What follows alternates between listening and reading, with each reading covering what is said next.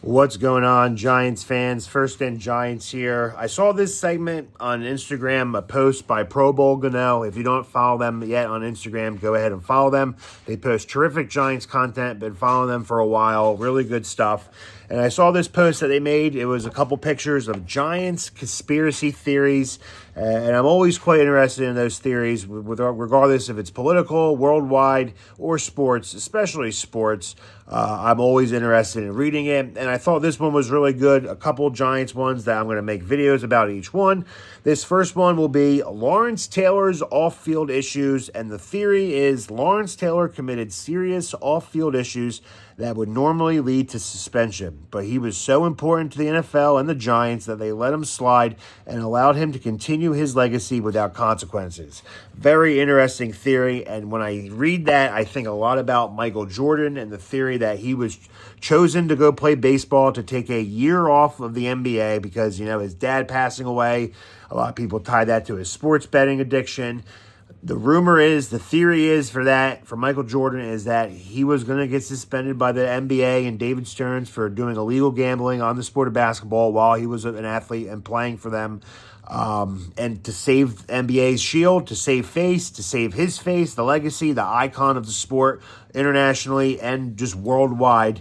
They wanted to put it under the rug. They wanted, Michael, you used to play baseball in high school. Maybe we can do the story of your dad passing away. It reminds you of, he really wanted you to play baseball growing up. So you're going to go and play baseball. We'll feel good about that. We did the right thing. We suspended you for a year and you can go on and come back. And then you win 3 more titles and you're the greatest basketball player ever.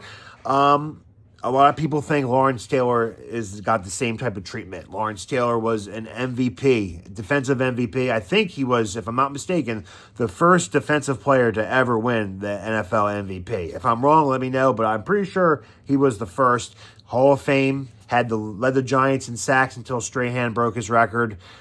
2 Super Bowl winners. I mean, this guy was an animal on the field, very good, and we all know his love for drugs. Cocaine at halftime in the locker room. He loved women. He loved going to titty bars. He loved, prostitution. He got arrested a couple times for DUI, intoxication, prostitution, busting, but they kind of just let it slide. He never got in trouble. There are stories of Bill Parcells and Bill Belichick going back and forth about their Giants days, and Belichick told a story about one day Lawrence Taylor was late to a meeting, and I told Bill, hey, Bill, just to let you know, LT was late to the meeting today. And Bill Parcells goes, well, why you start the meeting without him? I mean, that's the type of treatment he got. He got royalty. He was a menace on the field. He was one of the greatest players ever in his time, and still now. He is a Hall of Famer, the best player that has ever played defense in my eyes, and in many. But they let it slide. He got those arrests. They let it slide. And then even after his career, he's still getting in trouble. He was arrested most recently in Florida. I forget, maybe a suspended license. I don't know. But this guy got in trouble with the law plenty of times, but the NFL did nothing. And I think a player like that doing the crimes that he committed, nowadays he would have been banned from the NFL. But that's an interesting theory that I always wondered. I'm like, something's not right with that. Any other player nowadays would have definitely been canned for a couple games and fined. He was just continued to play, broke Joe Theismann's leg, continued to wreak havoc on Ron Jaworski. Giants' nasty defense, won 2 Super Bowls, beat LA, beat Jim Kelly, wide right.